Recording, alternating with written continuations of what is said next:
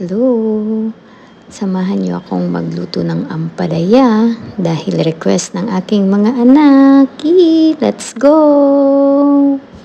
Ngayon ay maghuhugas tayo ng kamay at ito nga pala ay nabili kong ampalaya at hihiwain na natin ang ampalaya. Siyempre tatanggalin muna natin yung mga dulo. Yan, ganyan po ang paghiwa ng ampalaya. At syempre po, pagkatapos nating hiwain ng ampalaya, ay tatanggalin natin yung nasa loob para mabilis natin siyang mahiwa kasi mapait yan. Tapos na po. Naman, hihiwain natin ng maliliit ang ampalaya. At yan, tapos na. Saan ko pala ang mga itlog. At ngayon naman po ay hihiwain natin ang kamatis. Ayan, yung kamatis ang magpapasarap dyan.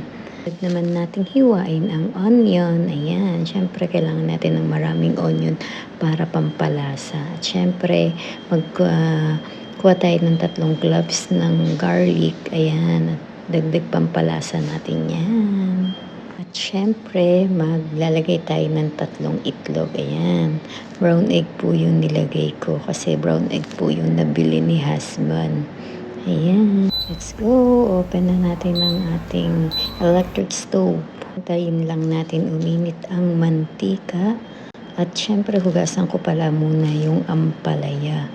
Ayan, kasi hindi ko siya, nahugasan ko na siya kanina, pero huhugasan ko ulit siya. Ayan, para medyo hindi ganong mapait. At ayan na, mainit na yung ating kawali. Ilalagay na natin ang oil. Muna yung bawang, sibuyas. Then, ine-next ko yung kamatis. Then, isusunod ko na yung ampalaya. Ayan. Sobrang green na green yung ampalaya kasi nakabili ako ng bago sa... Lalagyan na natin siya ng pepper and salt. Ayan. Malapit na siyang maluto. Mukhang masarap na nga eh.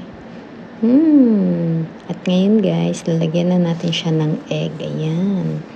Para konti na lang at maluluto na siya. At ayan na.